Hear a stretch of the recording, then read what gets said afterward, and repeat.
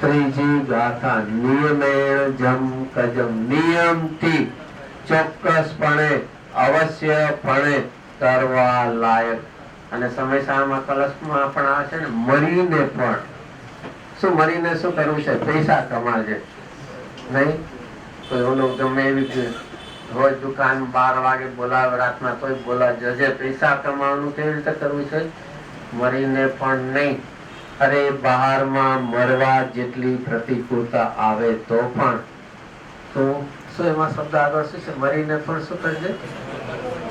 ધર્મની વાત તો દૂરની વાત, તત્વનું કૌતૂહલ. કૌતૂહલ એટલે શું? ક્યારેક કોઈ વસ્તુની કૌતૂહલતા ક્યારે આવે નહીં? 8 વંડર્સ કે 7 જે કેટલા વંડર હોય એની આપણને શું છે જોવાની શું લાગતી હોય છે? કુતૂહલતા. શા માટે? જેની મહિમા સાંભળીને એની જોવાની જ્યાં ભાવના જાગે ત્યાં કુતૂહલતા થશે. કોઈ જે આવ્યા હોય અને એની વાત કરે તો આપણને પણ શું થઈ જાય? પહોંચાય કે ન પહોંચાય એની અંદર માંથી શું થાય છે? કુતૂહલતા. નહીં જોયાલાની મહિમા વિશેષ કહે છે. એમ અહીંયા ગુરુવાણી દ્વારા ભલે આત્મા જોયો નથી પણ એની પહેલા શું જાગવી જોઈએ? એવી મહિમા જાગવી જોઈએ કે પ્રાપ્ત કર્યા વગર ચેન ન પડે. આ એની કુતૂહલતા. ફરીથી બહુ શબ્દ તો સાંભળી લેશો, ક્યારે પ્રયત્ન નથી કરતા. મરીને પણ શબ્દ વાપરો અને અહીંયા તો ગરમી પડે તો છૂટી જાય છે. વાત તો સાંભળી લઈએ છીએ નહીં ભાઈ, મે મહિનામાં તો સોનગઢ નહીં, કારણ કે અહીંયા તો શું કર્યું છે? અહીંયા હમણાં સાંભળીને ગયા હોય મરીને પણ, અને ત્યાં પ્રશ્ન આવે તો શું થાય? ખરેખર જેટલું જેમ આજ ફરીથી લોભ કસાયમાં એક આચાર્ય દેવે એ બધાની વાંછા રહી થવાની વાત કરી. એમ એક સરસ ન્યાય આપ્યો. શું આપ્યો? પૂજામાં જતો ક્યાંય પણ અનિત્ય અસરણ હોય એની તું વાંછા કરીશ. અનિત્યતાની વાંછા અંતે આકૃતામાં લઈ જશે. કારણ કે વાંછા કરી છે. શેની વાંછા કરી છે? શેની વાંછા કરી છે? સંયોગની. કેવી વાંછા? મને મળો અને પછી ટકો. બે વાત છે, મેળવવાની અને પછી એની નિત્યતાની, ટકાવવાની. પણ એ સંયોગ જે છે બધા કેવા છે? અનિત્ય છે, પુણ્ય આધીન છે. મળશે કે નહીં એની ગેરંટી નથી. અને મળ્યા પછી અવશ્ય છૂટા વગર. અને અનિત્યતાની વાંચા એ અંતે આકુતાના વેદનમાં લઈ જશે. અને એટલા માટે આચાર્ય દેવે કીધું ક્યારેય એની વાંછા કરીશ નહીં. અહીંયા તો પૂર્ણ તત્વ છે તો એની અહીંયા ફરીથી કે મરીને પણ એ તત્વની તું કુતૂહલતા કરજે, પ્રાપ્તિનો પ્રયત્ન કરજે. એની પ્રાપ્તિ કરી તો પૂર્ણતા થયા વગર રહેશે નહીં. તો એ વિશેષ પણ ગુરુદેવસિંહ ઘણું લીધું હતું. વિશેષ બોલ આવડે કે ન આવડે, તને ઓછું જ્ઞાન હોય કે ન હોય એનો વાંધો નથી. આ કરવું એ મુખ્ય છે. શું છે આ કરવું એટલે? શું? ફરીથી 3 બોલ યાદ લાવ્યો આજના પ્રવચન માંથી. પેલું કયું? આદો પ્રથમમાં પ્રથમ. પછી બીજું અખિલ યત્ન પૂરેપૂરા પ્રયત્નથી. અને ત્રીજું કયું છે? જ્ઞાનના વિવેક સાચી રીતે, સાચી દિશાએ, સાચી પદ્ધતિ જો પ્રયત્ન કરશું તો જીવનમાં આરાધના પ્રગટ થયા વગર.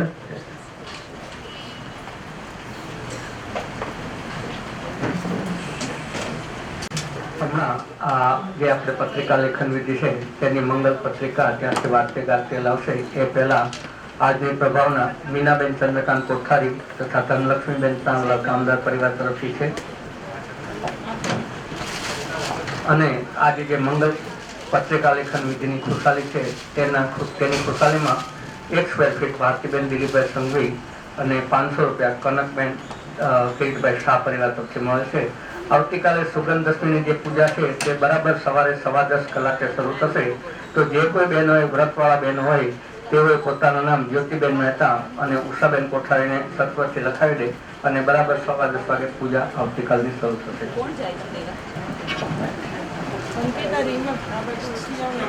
બોલો હમ ભક્તોના તારેલા રૂપકારી શ્રી કાહન ગુરુદેવનો, પ્રસમૂર્તિ ધન્યવતા પૂજ્ય ભગવતી માતનો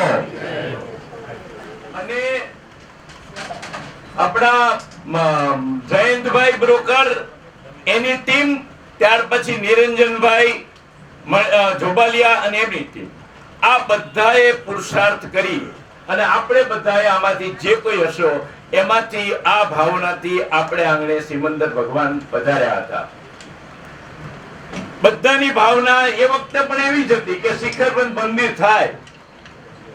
તમે જુઓ આ કુદરતનો મેળ કેવો ગણે છે કે અહીંયા સાયનથી આપણા કોઈ મુમુક્ષુ આવે છે, બોરીવલીથી આવે છે, પ્રભાદેવીથી આવે છે, એમ જુદી જુદી સ્થળેથી અહીં આવી અને કોઈ એવું નિર્માણ થાય છે કે જેની આપણને કલ્પના ન હોય, કોઈને ખબર પણ નહોતી. અને એ વખતે આપણા એરિયાના જે ભાવ છે એ ભાવ જોઈને કોઈની હિંમત પણ ન થાય કે આપણે અહીંયા મંદિર કરી શકીએ.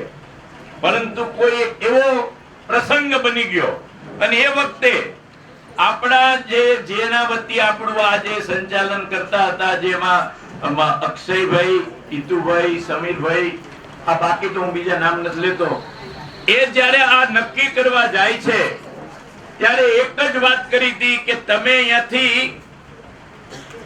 જગ્યા નક્કી કરીને ઊભા થજો. કારણ કે એક વખત જગ્યા જો નક્કી નહીં, ત્યાં જો તમે એક કોઈ ઊભા થઈ ગયા તો એ જગ્યાઓમાંથી ખબર પડશે કે આમાં કોણ કોણ છે, કોણ આમાં છે. એટલે પછી એમાં તકલીફ આવે. મને ઘણી વખત ભાયાની યાદ આવે છે અહીંયા છે આપડા, એમ કેતા પ્રતાપભાઈ કે અહીંયા હજી એક જગ્યા એવી છે કે જે 15 વર્ષથી હજી એમાં એક જગ્યા ખાલી થતી નથી. આપણે જુઓ કે આ 12 વ્યક્તિઓ જે હતા, કુદરતનો મેળ જુઓ કે એ મંદિર પણ આપણા જ, એ જગ્યા પણ આપણા જ મુમુક્ષુ જે નંદલાલ તલક્ષીભાઈ દોશી, જે આપણા જ મુમુક્ષુ, અને સમીર સંઘવી જે છે એ સમીરભાઈ એ સાથે આ બનાવેલું, એનું નામ સમીર બિલ્ડિંગ હતું અને આપણા જ મુમુક્ષુનું 12 વ્યક્તિઓ, 12 ત્યાં વેજીટેરિયન જૈનો પણ હતા, એક પંજાબી હતા, એ પણ ત્યાં વેજીટેરિયન્સ હતા. આપણે એમને જ્યાં નક્કી, એક જેને અહીંયા બેઠા ભાઈ, એમાં 4 તો ફોરેનમાં હતા. હવે આ નક્કી કરવું કેટલું ડિફિકલ્ટ છે તમે કલ્પના કરજો. વાત એવી હતી કે અહીંયા બેસીને એ ફોરેન વાળા સાથે પણ વાત કરીને અહીંયાથી ગમે તે થાય અહીંયાથી નક્કી કરીને જ ઊભું થવાનું. ખરેખર આ આપણા ગુરુદેવ અને માતાશ્રીના પ્રતાપે ત્યાં બેસી પરદેશ પણ એ વખતે ફોન કર્યા, જે ભાવ હતો જે થાય. અને એવી એક જ જેને કે એ ક્ષણમાં 4 જણ સાથે વાત કરી અને ત્યાંથી આ નક્કી કરીને જ આ લોકો ઊભા થયા. એ ખરેખર આપણા કોઈ સદભાગ્ય છે. હવે બીજું, કોઈ પણ કોઈ જગ્યા છોડતા હોય છે ને, જ્યારે પોતાની જગ્યામાં રહેતા હોય ને ત્યારે આપણને એમ થાય કે હું આટલા વર્ષ અહીં રહ્યો છું ને અહીંથી જઉં છું તો એનામાં દ્વિધા હોય છે. હારું, મારી જગ્યામાં જવાનું મને બીજે નહીં ગમે. ખરેખર આ 12 વ્યક્તિમાંથી 2-3 જણ તો હું જાણતો નતો, મને મળ્યા, કારણ કે હું મંદિરમાં આવતો. એનામાં જે ઉત્સાહ જોયો એ એમ કે છે કે આ જગ્યા ઉપર મંદિર નિર્માણ થાય છે એટલે અમને આનંદ છે. 12 વ્યક્તિ, 4 ફોરેનમાં, 8 અહીંયા, એમાંથી એક વ્યક્તિ હવે 3 મહિના બાકી હતા, એને ટાઈમ આપ્યો હતો કે 31 માર્ચ સુધીમાં તમારે આ જગ્યા ખાલી કરી દેવાની. તમને હવે મેં હમણાં દાખલો આપ્યો, નવાઈ લાગશે કે એક જણા હસતા હસતા આપણે બધાનું અહીં બહુમાન કર્યું હતું, આપણે બધાનું બહુમાન અહીં કર્યું હતું અને એમને આપણું બહુમાન કર્યું હતું. એમને સિક્કા રાખેલા અને એ આપણે આપીને આપણા મંદિર આપણને એમને બહુમાન કર્યું હતું. તો એમાંથી એ 12 જણા, એમાંથી 10 થી 11 જણા તો 31 માર્ચ પહેલા એમને છોડી દીધું. 2 જણા અમને વિનંતી કરે છે કે માત્ર 1 દિવસ 2 દિવસ લાગે એવું છે અમને, કે ઈ આપણને સામેથી એમ કે છે, કોઈ આપણે એમ કે 1 કે 2 દિવસ એમ, અને 1-2 દિવસ કીધું કઈ વાંધો નહીં, તમે જરાય ચિંતા ન કરશો. પણ એના ભાગે એ પણ 31 તારીખે એમને પણ જ્યાં જવું હતું ત્યાં એ ખાલી કરીને ગયા, અને આપણને આ બધા જ 12 જણા ખાલી કરી અને આપણને કબજો આવ્યો. આ ખરેખર કોઈ અદ્ભુત, એટલે કે હમણાં જેમ કહ્યું ને, આ બધા કોઈ આપણા બધાના ભાવ ઉછળતા હશે, એમાંથી આ પરિણામ આવ્યું. એ વખતે હવે શરૂઆતમાં આપણે બધાએ નક્કી કર્યું, હું જરા થોડો ટાઈમ લઉં છું, 5 મિનિટ થશે એટલે તમે બેસવું હોય બેન, કોઈ તકલીફ નહીં, 5 મિનિટ મને માફ કરજો.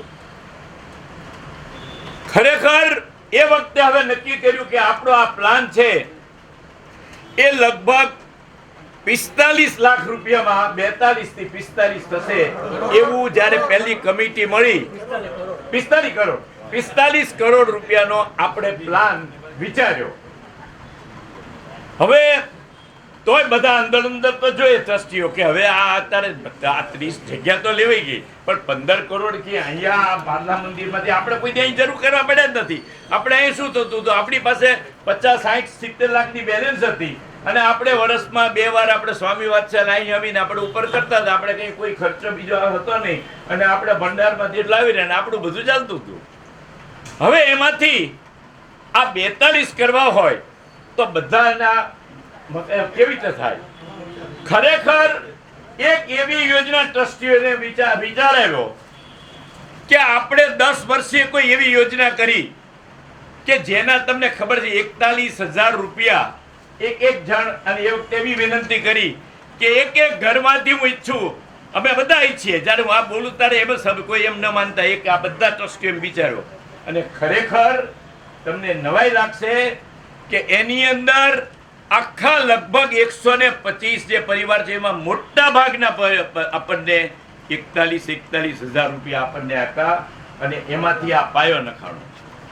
હવે મારે આમાં જે વાત કરવી છે એ બહુ જ અગત્યની છે કે આ જે દિવસે નક્કી અહીંયા જાહેર કર્યું કે આપણે જગ્યા લેવાઈ ગઈ છે અને હવે આપણે આ કરવાનું છે, મને આમ અત્યંત જેમ તને આમ હર્ષ અને આપણને ભાવ આવે. એક દિવસ અહીં સવારમાં, બીજે દિવસે આપણે અત્યારે જેમ જાહેર કર્યું, અને સવારમાં અભિષેક કરી અને બહાર નીકળતો હતો એક બેન, ત્યારે તો હું એમનું નામ પણ જાણતો નહોતો, અહીંયા છે, હમણાં હું બોલાવું છું, એમને મને એક ચિઠ્ઠી આપી. પહેલે જ દિવસે એક ચિઠ્ઠી આપી, અને એની અંદર 51 લાખ રૂપિયા લખ્યા હતા. 51 લાખ. હું પણ જરાક વિચારવા પડી ગયો કે આ 51,000 હશે કે 51 લાખ હશે, આ મીંડોમાં કઈ ભૂલ નથી દે. તમને નવાઈ લાગશે, એ બેન એમનો આખો ઘર ડેરાવાસી છે. એ એક જ વ્યક્તિ આ આપણા પંથે આવ્યા છે. કાલ પહેલો જ વહેલો મેં એમને પૂછ્યું છે, મારે, કારણ કે અત્યાર સુધી મને પૂછવાની તક નહોતી મળી. તો મને કે મારા ઘરમાં બધા જ ડેરાવાસી છે, હું એક જ, અને હું મને જે આ રસ પડ્યો આમાં, મને લાગ્યું કે આ જ સત્ય છે અને આ સિવાય બીજું નહીં. અને એમાં માટે થઈ અને હું રેગ્યુલર સવારમાં અભિષેકમાં આવું છું. ઘરે અનુકૂળતા નહીં હોવાના કારણે, ઘરે કોઈ બીમારીના કારણે એ પોતે ચાલ્યા જાય છે, પણ સવારમાં આવે. આ બેન, હું ઈચ્છું કે મંજુબેન ગડા, એક મારી ખાસ વિનંતી છે કે મંજુબેન ગડા આ બાજુ.